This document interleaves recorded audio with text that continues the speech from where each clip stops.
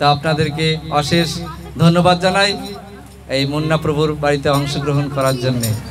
তো আমরা যেহেতু এই বৈশাখ মাস পালন করছি, সারা বৈশাখ মাস ধরে নগর হচ্ছে, তো নগরে আপনারা সকলেই যাবার চেষ্টা করবেন, কারণ নগরে হরিনাম সংকীর্তন করা আর বাড়িতে হরিনাম সংকীর্তন করা, নাম করা অনেক এগিয়ে পিছিয়ে থাকার মতন অবস্থা। বাড়িতে যদি আমি একবার হরিনাম করি আর সেই একবারটি যদি আমি নগরে করি 100 বারের সমান হয়ে যায়। তাহলে আপনারাই বিচার করবেন, 100 বার করবেন না বাড়িতে একবার করবেন। যাই হোক, একবার যদি বাড়িতে করেন হরিনাম আর সেই হরিনাম যদি আপনি নগরে করেন তাহলে 100 বারের সমান হয়ে যায়, এবং সেটা যদি কোন তোমার ধামে গিয়ে করা হয় সেটা 1000 গুণ বেড়ে যায়। হরি বল। এখানে উপস্থিত মাতৃমণ্ডলী পিতৃমণ্ডলী সকলকে জানাই আমার বৈষ্ণবী ও ভক্তিপূর্ণ প্রণাম এবং আপনাদেরও কৃপা আশীর্বাদ প্রার্থনা করি। তো আজকে যেহেতু চৈতন্য চরিতামৃত গ্রন্থ থেকে আমরা একটু আস্বাদন করব, খুব মন দিয়ে আস্বাদন করবেন। মনটা এখন এখানে বসিয়ে দিন, মন এখন বাড়িতে যেন না যায় বা অন্য কারোর কাছে যেন মনটা না যায়, বাড়িতে এখানে বসিয়ে দিন মনটাকে পুরোপুরি। তাহলে কি হবে, যেটুকু আমরা শিক্ষা গ্রহণ করব সেটা যদি আমরা প্রয়োগ করি জীবনে উন্নতি সাধন করতে পারবো, ভক্তি জগতে উন্নতি সাধন করতে পারবো। তো যাই হোক, চৈতন্য চরিতামৃতের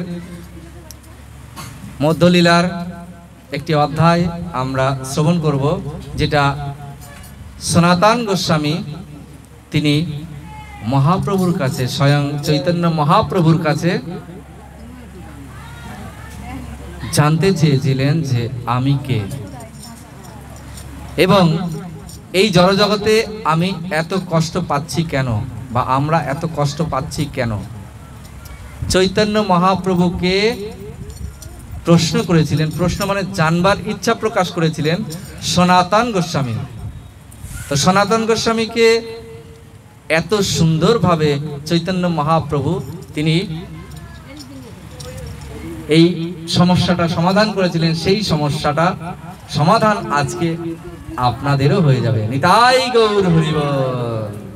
যখন সনাতন গোস্বামী তিনি মালদা থেকে যখন কারাগার থেকে মুক্ত হয়ে তিনি সোজাসুজি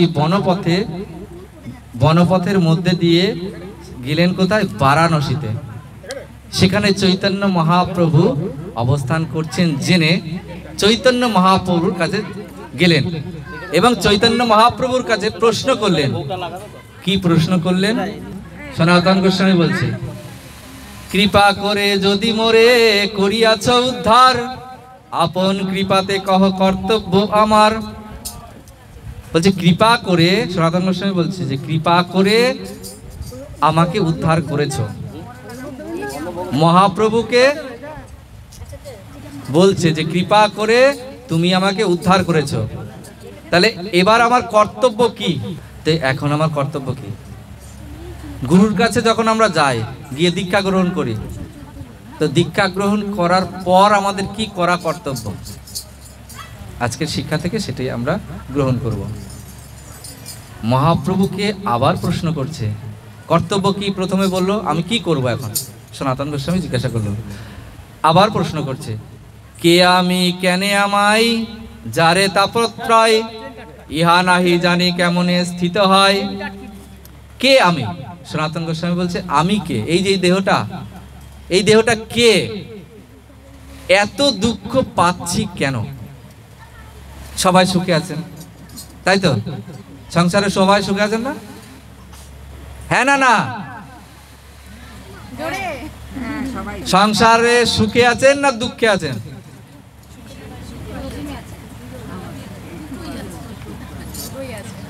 আচ্ছা ঠিক আছে, তাহলে কেনে আমায় যারে তাপত্রয়, মানে সংসারে সুখ নাই, পরিষ্কার কথা। যে সুখটা আমরা পাচ্ছি এটা কিন্তু প্রকৃত সুখ নয়। প্রকৃত সুখ কি সেটা জানার জন্যই আজকের এই চ্যাপ্টারটা আমরা শুরু করেছি। আমি কে জানি আমরা সবাই, কে আমি কে সবাই জানি। হ্যাঁ, আমি মানুষ, তাই না? প্রকৃত পরিচয় এটা নয় আমাদের। আমরা কিন্তু প্রকৃত পরিচয়টাকে ভুলে গেছি। ইহা নাহি জানি কেমনে হিত হয়, কিভাবে আমার হিত হবে সেটা আমাকে বলুন, প্রভুকে জিজ্ঞাসা করছে। তো এই জড়জগৎটা হচ্ছে ত্রিতাপ জ্বালায় জ্বলছি, জড়জগতের মানুষ ত্রিতাপ জ্বালায় ভুগছি। ত্রিতাপটা কি? তিনটে জ্বালা। কি জ্বালা? একটা হচ্ছে আদি আধ্যাত্মিক জ্বালা, একটা হচ্ছে আদি ভৌতিক জ্বালা, আর একটি হচ্ছে আদি দৈবিক জ্বালা। এই তিন জ্বালায় আমরা কিন্তু ভুগছি। এই তিনটে জ্বালা কি আমাদের আজকে শিখতে হবে, তবে বুঝতে পারবো যে কোন জ্বালা। আদি ভৌতিক আর আদি দৈবিক, আদি আধ্যাত্মিক। আদি আধ্যাত্মিক জ্বালাটা হচ্ছে আমরা নিজেরা যে কষ্ট পাই, এবং 2 নম্বর হচ্ছে মন থেকে যে কষ্টটা পাই। নিজেরা কিভাবে কষ্ট পায়? ধরুন গা হাত পা ব্যথা করছে, শরীরে অসুস্থতা আছে, এমন বড় রোগ হলো, সেই রোগ থেকে আমরা দুঃখ পাচ্ছি। রোগ হলে মানুষ সুখ পায় না দুঃখ পায়? কথা বলুন। রোগ হলে সুখ পায়, তাই তো? তাহলে সেই দুঃখটা কি? আদি আধ্যাত্মিক দুঃখ। আর মন থেকে একটা দুঃখ পায়, মনে একটা ব্যথা লাগে না? কেউ যদি কিছু বলে, কারো মাধ্যম থেকে আমরা ব্যথা পাই না? মন দিয়ে একটা দুঃখ পাই। তাহলে আদি আধ্যাত্মিক দুঃখ 2 রকম। একটা হচ্ছে শারীরিক ক্লেশ, শারীরিক অসুস্থতা, শারীরিক যন্ত্রণা একটা, আর একটা হচ্ছে মন থেকে যে জ্বালা যন্ত্রণা পায়, সেটা হচ্ছে আদি আধ্যাত্মিক জ্বালা বা আদি আধ্যাত্মিক দুঃখ বা আদি আধ্যাত্মিক ক্লেশ। এবার বলি আদি ভৌতিক কি? আদি ভৌতিক জ্বালাটা হচ্ছে অন্য কারো বা অন্য কোনো জীবজন্তু থেকে যখন আমরা জ্বালা পাই। সেটা কেমন? ধরুন কোনো পোকামাকড়ে কামড় দিল, জ্বালা যন্ত্রণা হয়, সেটার থেকে একটা দুঃখ পায়। কেউ হয়তো অন্য কেউ পশু পাখি বা ইত্যাদির কাছ থেকে যে সমস্ত জ্বালাগুলো আমরা পাই, সেগুলো হচ্ছে আদি ভৌতিক। আদি আধ্যাত্মিক হলো, আদি ভৌতিক হলো। অন্য কারোর কাছ থেকে যখন আমরা জ্বালা পাই, সেটা হচ্ছে আদি ভৌতিক। আদি দৈবিক একটি জ্বালা আছে, দেবতাদের কাছ থেকে একটা জ্বালা আমরা পাই, সেটাকে বলে আদি দৈবিক। কেমন? দেখুন এখন এই যে এত গরম, গরমটা কি জ্বালা পাচ্ছি না জ্বালা পাচ্ছি না? গরমে আমরা জ্বালা পাচ্ছি। ধরুন খুব শীত, তখন কি ভালো লাগে না খারাপ লাগে? জ্বালা লাগে, যন্ত্রণা, জ্বালা যন্ত্রণা হয়। বন্যা এলো, ঝড় এলো, তাই না? এইগুলো হচ্ছে আদি দৈবিক জ্বালা, দেবতাদের কাছ থেকে আমরা জ্বালা পেয়ে থাকি। অতি খরা, অতি বৃষ্টি, অতি ঝড়, অতি শীত, এইগুলো থেকে আমরা জ্বালা যন্ত্রণা পাই। এটাকে বলছে আদি দৈবিক জ্বালা, আদি দৈবিক ক্লেশ, আদি দৈবিক যন্ত্রণা। তাহলে তিনটে জ্বালা আমরা ভোগ করছি, সকলে ভোগ করছি না? এখন এই যে গরম লাগছে, সকলে ভোগ করছি না? তাহলে এই তিনটে জ্বালা কিন্তু আমাদের সব সময় থাকবে। এই 3 জ্বালার থেকে আমাদের যদি আমরা দূরে থাকতে চাই, কি করতে হবে আমাদের? পরে প্রশ্ন করলেন সনাতন গোস্বামী, সাধ্য সাধন তত্ত্ব পুছিতে না জানি, কৃপা করি সব তত্ত্ব কহত আপনি। সাধ্য কি, সাধন কি? তাহলে 4টি প্রশ্ন করলেন। একটি হচ্ছে আমি কে, আমি কেন এত জ্বালা পাচ্ছি, আর সাধ্য কি, সাধন কি, এই তত্ত্ব 4টে আমাকে বুঝিয়ে বলুন। কে কাকে বলছে? সনাতন গোস্বামী মহাপ্রভুকে বলছেন। মহাপ্রভু এবার উত্তর দিচ্ছেন। প্রভু কহে কৃষ্ণ তোমায়, কৃষ্ণ কৃপা তোমাতে পূর্ণ হয়, সব তত্ত্ব জানো তোমার নাহি তাপত্রয়। প্রভু বলছে কৃষ্ণ তোমাকে এত কৃপা করেছে, তুমি সব তত্ত্ব জানো, কিন্তু তোমার তাপ লাগে না, মানে তাপত্রয়, তোমার স্পর্শ, তাপের স্পর্শ তোমার লাগে না। কেন? কারণ সনাতন গোস্বামী তিনি কিন্তু সব জানেন। বৈষ্ণবের এই একটি স্বভাব যে বিনীত ভাবে তিনি গুরুর কাছে জানতে চান, জানলেও জানতে চান, জানলেও ভাবতে হবে আমি কিছুই জানি না। সেই রকমভাবে যদি নতমস্তকে গুরু শ্রী পাদপদ্মে যদি আমরা জানতে ইচ্ছা প্রকাশ করি কোনো প্রশ্ন, তখন গুরুদেব কৃপা করে আমাদেরকে বলেন। প্রভু সেটাই বলছে যে কৃষ্ণ খুব কৃপাময়, দয়াময়, তুমি সেই কৃপা পেয়েছো, তাই তুমি সব জানো এবং তোমার এই ত্রিতাপ দুঃখ তোমাকে আর স্পর্শ করতে পারবে না। প্রভু বলছে প্রশ্ন শোনার পর, যোগ্য পাত্র হও তুমি ভক্তি প্রবর্তাইতে, ক্রমে সব তত্ত্ব শোনো কহিয়ে তোমাতে। তুমি যোগ্য পাত্র মানে তুমি যোগ্য পাত্র মানে তোমাকে বললে তুমি মানুষের হিত করবে, পরের উপকার করবে, তুমি যোগ্য পাত্র। ভক্তিতে এই ভক্তি তুমি প্রচার করবে, প্রবর্তাইতে মানে প্রচার করবে, তুমি ভক্তিকে প্রচার করবে। তো ক্রমে ক্রমে সব তত্ত্ব বলছি, তুমি শোনো। শুরু হলো, জীবের স্বরূপ হয় কৃষ্ণের নিত্য দাস, কৃষ্ণের তটস্থা শক্তি ভেদাভেদ প্রকাশ, সূর্যাংশ কিরণ জইছে অগ্নি জ্বালা চায়, স্বাভাবিক কৃষ্ণের 3 প্রকার শক্তি হয়। প্রভু শুরু করলেন যে তুমি কে জানো, আমরা কে জানি? বলছে জীবের স্বরূপ হয় কৃষ্ণের নিত্য দাস, আমরা হচ্ছি কৃষ্ণের নিত্য দাস। তাহলে আমাদের পরিচয় কি? কৃষ্ণ, কৃষ্ণের নিত্য দাস। কৃষ্ণের যে তটস্থা শক্তি সেটা আমাদের মধ্যে প্রকাশ পায়। সেটা যেমন সূর্য উঠলে তার রশ্মি প্রকাশিত হয়, তো ভগবানের অংশ আমরা, ভগবানের সূক্ষ্মাতি সূক্ষ্ম অংশ আমরা, ভগবান থেকেই আমরা এসেছি। তো সেই সূর্যের সঙ্গে তিনি তুলনা করেছেন যে সূর্যের কিরণ যেরকম প্রকাশিত হয় সেটা দেখতে পাওয়া যায় না কিন্তু অনুভব করা যায়, তো আমরাও হচ্ছি সেই তটস্থা শক্তি কৃষ্ণের। আমরা কৃষ্ণের তটস্থা শক্তি, কৃষ্ণের অংশ। এর মাধ্যমে তিনি বোঝালেন কৃষ্ণের 3 প্রকার শক্তি আছে। সেটা কি কি? একটি হচ্ছে চিৎ শক্তি, চিন্ময় শক্তি, একটি হচ্ছে মায়া শক্তি, আর একটি হচ্ছে তটস্থা শক্তি। তো আমরা তো জীব, জীবের স্বরূপ হয় কৃষ্ণের নিত্য দাস, কৃষ্ণের সেবা করাই হচ্ছে আমাদের কাজ। আমরা কৃষ্ণের সেবাও করতে পারি, অথবা এই জড় জগতে থেকে আমরা মায়ার দ্বারা অপহৃত হয়েও থাকতে পারি। এটা মায়ার জগৎ, মায়ার জগতে আমরা মায়ার দ্বারা অপহৃত হয়ে থাকতে পারি, একটা শক্তি। আরেকটি শক্তি হচ্ছে চিৎ শক্তি মানে চিন্ময় শক্তি। সেটা কোথায়? সেটা হচ্ছে গোলক বৃন্দাবনে। আমরা মাঝামাঝিতে আছি।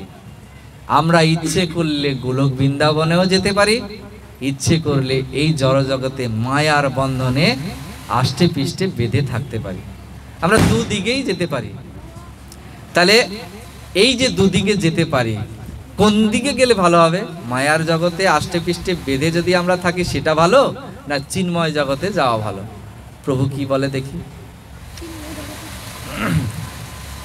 কৃষ্ণের স্বাভাবিক 3 শক্তি পরিণতি, চিৎ শক্তি, জীব শক্তি আর মায়া শক্তি। যেটা বললাম, চিৎ শক্তি মানে চিন্ময় শক্তি, জীব শক্তি মানে তটস্থা শক্তি, এবং মায়া শক্তি মানে এই মায়ার জগৎটাই হচ্ছে মায়ার দ্বারা আচ্ছন্ন। এই 3 প্রকারের শক্তি ভগবানের কাছ থেকেই এসেছে, এটা ভগবানেরই শক্তি। ঠিক আছে?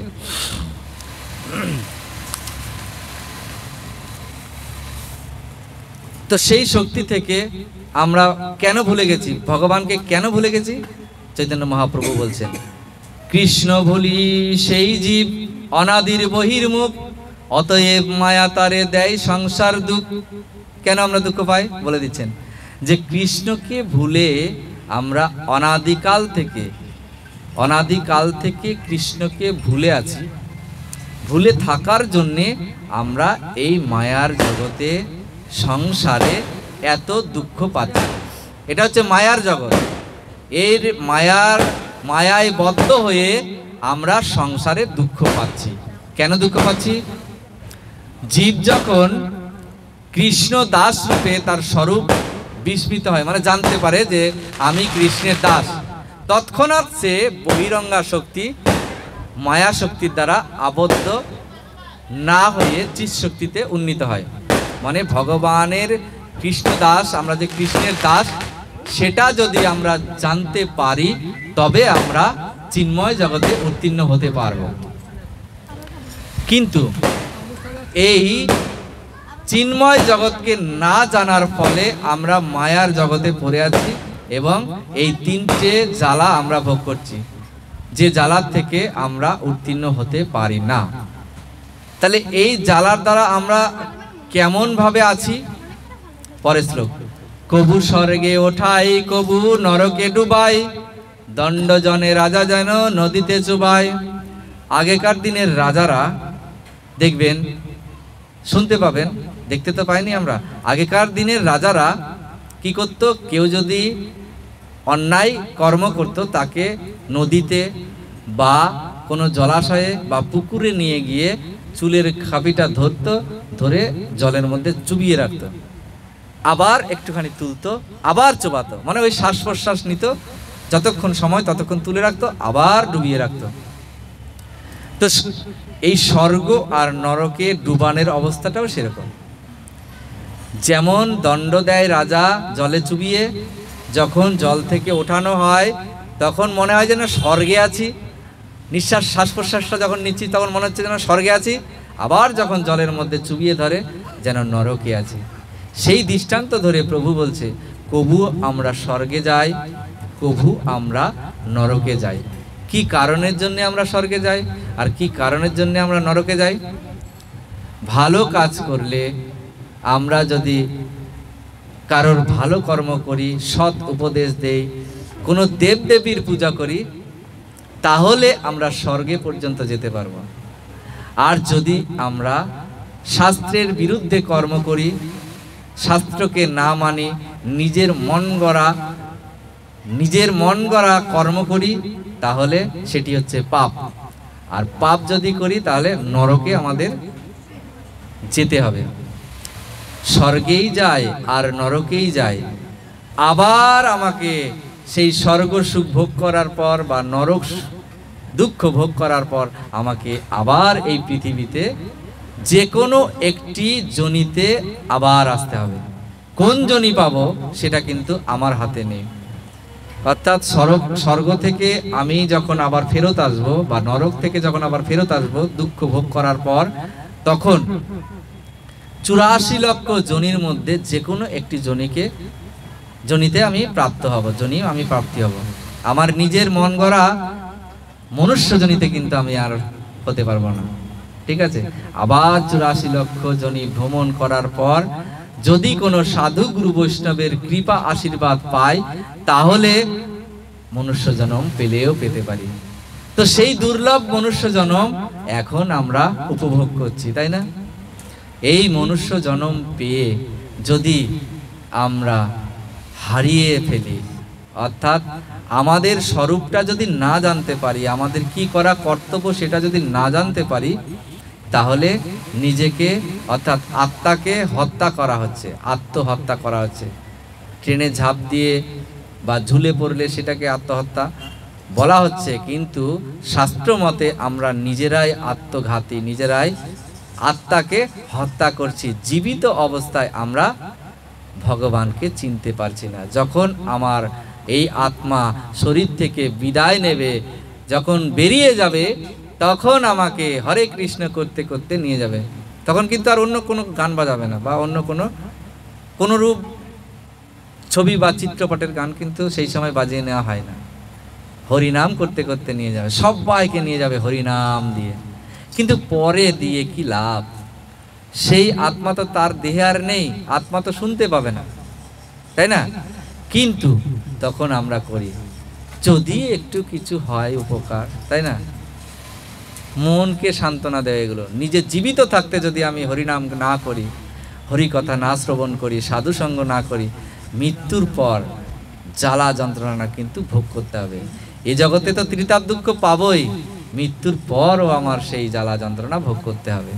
তা সেই মৃত্যুর পরে আমি কি হব সেইটাকে এখন থেকে আমাকে তৈরি করে নিতে হবে। কোথায় আমি যাব, মৃত্যুর পর আমি কোথায় একটা বাড়ি করব, সেই বাড়িটা এখন থেকে যদি আমি তৈরি করি তাহলে সেখানে আমি থাকতে পারবো, থাকার মতন আমি একটা পরিস্থিতি তৈরি করতে পারবো।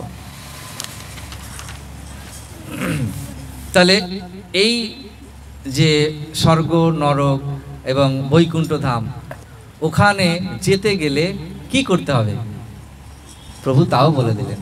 পরের শ্লোক, সাধু শাস্ত্র কৃপায় যদি কৃষ্ণমুখী হয়, সেই জীব নিস্তরে মায়া তাহারে ছাড়য়। দেখুন 500 বছর আগে এই গ্রন্থ লিপিবদ্ধ হয়েছে। ভাষাগুলো দেখতে পেয়েছেন কেমন, বাংলায় লিখেছে, এত সুন্দর। বলছে কার কাছে যেতে হবে? যদি আমরা আমাদের স্বরূপকে জানতে চাই, কার কাছে যেতে হবে? সাধুর কাছে যেতে হবে, শাস্ত্রের কাছে যেতে হবে। সাধু এবং শাস্ত্রের যদি কৃপা হয়, সেই কৃপায় আমরা যদি সেই কৃপাটা যদি আমরা পাই, যদি কৃষ্ণমুখী হই। কৃষ্ণমুখী কথাটার মানে, আমরা যদি কৃষ্ণকে প্রণাম করি, কৃষ্ণকে পূজা করি, কৃষ্ণকে মনটা দিই, তাহলে আমরা কৃষ্ণমুখী হতে পারবো। আর কৃষ্ণমুখী হলে কি হবে? সেই জীব নিস্তরে, তবে আমরা নিস্তার পাবো। একটি কথার মাধ্যম দিয়ে দেখুন প্রচুর কিন্তু তত্ত্ব এখানে দিয়ে রেখেছেন। তবে আমরা নিস্তার পাবো, নিস্তারে। তাহলে নিস্তার পেলে কি হবে? মায়া তাহারে ছাড়বে। মায়া তখন আর কিন্তু আমাদেরকে আটক করে রাখতে পারবে না। সেই মায়াটি কি? সেই মায়াটি হচ্ছে এটা। ভগবত গীতা থেকে মহাপ্রভু একটি শ্লোক দিয়ে বোঝাচ্ছেন কি, দৈবিহেষা গুণময়ী মম মায়া দুরতয়া মামেব যে প্রপদ্যন্তে মায়া মেতাম তরন্তীতে। দৈবিহেষা, ভগবান বলছেন, ভগবান শ্রীকৃষ্ণ চৈতন্য মহাপ্রভু তিনি বলছেন, দৈবী হেষা গুণময়ী মম মায়া দুরতয়া। ওই মায়াটি, অর্থাৎ আমরা যে মায়ার জালে পড়ে আছি, ওই মায়াটি আমারই মায়া। ভগবান বলছে আমারই মায়া ওটা। তাহলে তিনটে জ্বালা, অর্থাৎ তিনটে জ্বালা গেল, 3 গুণের মধ্যে আমরা আবার আছি। এবার বলছে দৈবী হেষা গুণময়ী, মানে সেটা আমারই দেওয়া গুণ, এবং সেই গুণের মধ্যে থেকে মায়ায় জড়িত হয়ে রয়েছে। কি রকম ভাবে? কটি গুণ আছে? 3টে গুণ আছে, সত্যগুণ, রজগুণ আর তমগুণ। এই সত্যগুণ, রজগুণ, তমগুণের মধ্যে আমরা পাক দিয়ে আমাদেরকে বেঁধে রেখেছেন। কে রেখেছেন? এই মায়াটি কার? ভগবান কি বললেন? আমারই মায়া। তাহলে তোমার মায়া দিয়ে আমাদেরকে বেঁধে রেখেছো, আবার তুমিই বলছো যে আমার ধামে যাওয়ার জন্য সাধু গুরু বৈষ্ণবের কাছে যাও আর গ্রন্থের কৃপা লাভ করো। সেটা কিভাবে? পরের শ্লোকে বলছে, মামেব যে প্রপদ্যান্তে মায়া মেতাম তরন্তীতে। তাহলে সেই মায়ার থেকে যদি আমরা উত্তীর্ণ হতে চাই, তাহলে তরিতে চাই, তরন্তি মানে তরতে চাই, তরতে মানে উত্তীর্ণ বা উঠতে চাই, সেই মায়া অতিক্রম করে যদি আমরা উঠতে চাই, তাহলে কি করতে হবে? তাহলে সর্বত্র ভাবে আমাকে প্রপত্তি করো। তার মানে প্রপত্তি করার মানেই হচ্ছে ভগবানকে পূজা করো, ভগবানকে প্রণাম করো, ভগবানকে যা খাচ্ছ তা নিবেদন করে খাও, এবং ভগবানকে মনটা দাও। কিভাবে দেব? যা কর্মই আমরা করি, মনটা কিন্তু ভগবানের কাছেই থাকবে। হরে কৃষ্ণ কৃষ্ণ কৃষ্ণ হরে হরে, হরে রাম রাম রাম হরে হরে। এইভাবে যে কর্মই আমরা করি, যেখানেই আমরা থাকি, কিন্তু এটা তো বলা যায় মুখে, মুখে জোরে জোরে উচ্চারণ না করি, মনে মনে তো বলা যায়। মনে মনে বলাটাকেই বলছে মনটা আমাকে দাও। নিতাই গৌর হরি বল। তাহলে আজকের এই আলোচনা থেকে আমরা জানতে পারলাম আমরা তিন জ্বালায় জ্বলছি, আদি ভৌতিক, আদি দৈবিক, আদি আধ্যাত্মিক জ্বালা। আর সেই জ্বালার থেকে আমরা যদি অব্যাহতি বা উন্নতি সাধন করতে চাই, আমাদেরকে প্রভু বললেন আমরা ভগবানের নিত্য দাস, ভগবানের সেবা করাই হচ্ছে আমাদের কর্ম। অর্থাৎ এই জড়জগতে দেখুন, রাজাদের কাছে যারা থাকে দাসী বা দাস হয়ে, তারা রাজার কথা শ্রবণ করে, রাজার কথা মতো তারা কর্ম করে, যা যা প্রয়োজন দেয়, তাই না? তাহলে দাসের কাজ হচ্ছে প্রভুর সেবা করা। আমরা হচ্ছি কৃষ্ণের দাস, আমরা হচ্ছি গুরুর দাস, আমাদের কাজ হচ্ছে গুরু গোবিন্দের সেবা করা। নিতাই গৌর হরি বল। প্রভু আরো বললেন যে এই মায়া, যে মায়ার মধ্যে আমরা আছি, অর্থাৎ তিনটে গুণ, গুণ মানে দড়ি, তিনটে দড়ির দ্বারা আষ্টে পৃষ্ঠে তোমাদেরকে বেঁধে রেখেছি। সত্যগুণ, রজগুণ, তমগুণ, এই তিন গুণ দ্বারা বেঁধে রেখেছি আষ্টে পৃষ্ঠে। এই গুণ থেকে তোমরা কিন্তু নিস্তার পাবে না। মায়া শক্তি আমার এত মানে তেজ, কিন্তু তুমি যদি আমার অর্থাৎ ভগবানের পূজা করো, ভগবানকে প্রণাম করো, ভগবানকে ভোগ নিবেদন করো, ভগবানকে আরতি করো, ভগবানকে মন দাও, তবে এই মায়ার থেকে উত্তীর্ণ হতে পারবে। এবং তোমাকে স্বর্গেও যেতে হবে না, নরকেও যেতে হবে না, সরাসরি ভগবান বলছেন আমি তোমাকে হাত ধরে সেই বৈকুণ্ঠ ধামে নিয়ে যাব। নিতাই গৌর হরি বল। আজকের মূল বিষয়বস্তু, আমরা সংসারে যে এত জ্বালা যন্ত্রণা পাচ্ছি তার মূল কারণ হচ্ছে কৃষ্ণকে ভুলে যাওয়ার জন্যে, ভগবানকে ভুলে যাওয়ার জন্যে।